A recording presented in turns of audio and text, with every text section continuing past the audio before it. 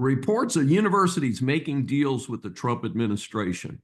Amid well-reported attacks on Jewish students and DEI discriminatory policies, the Trump administration has gone after a series of universities. One of the highest profile is Columbia University, just reported as a $221 million settlement agreement with Columbia. Frankly, this sounds like greed to get back on the U.S. government gravy train and not a real change of heart. This remains to be seen, of course. Subsequently, there have been rumors that fellow Ivy Harvard is willing to settle for as much as $500 million, but that deal is not confirmed at all.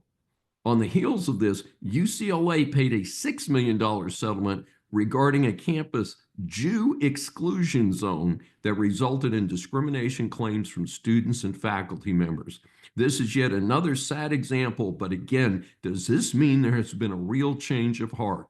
With focus on the high-profile Ivies in schools like UCLA, I note with interest reports that George Mason University in Northern Virginia, which is close to D.C., has been under investigation for race-based hiring policies. It apparently has already agreed to change practices, but the president who put this discriminatory nonsense in place, Gregory Washington, is still there.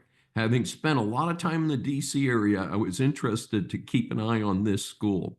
In the meantime, speaking of university presidents and the state of Virginia, its jewel, the University of Virginia, had a sudden resignation of its president, Jim Ryan, just a short time ago. I'm not aware if there are any similar accusations or federal investigations that triggered this move.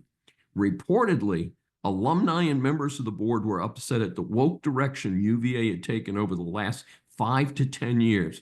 In one report, I heard that UVA had a DEI director who was being paid more than any member of the faculty. As someone with 2 graduate degrees from UVA, I, for one, am happy to see Ryan leave. Let me keep the record straight. I want to see diversity and welcomeness across faculty, staff, and students of all American universities. What I do not want to see is illegal racial or other preferences that are not based on merit tied to individual contributions. And speaking as someone over age 50, it is time for all universities to stop discriminating on the basis of age. I have personally experienced it, which is ironic because my students enjoy the fact that I bring many years of business and law experience into my classrooms. This is Dr. David D. Schein. Thanks for joining me for this special edition of Saving America.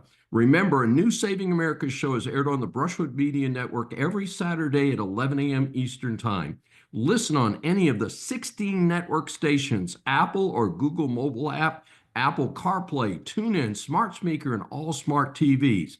Find more information at the BrushwoodMediaNetwork.com.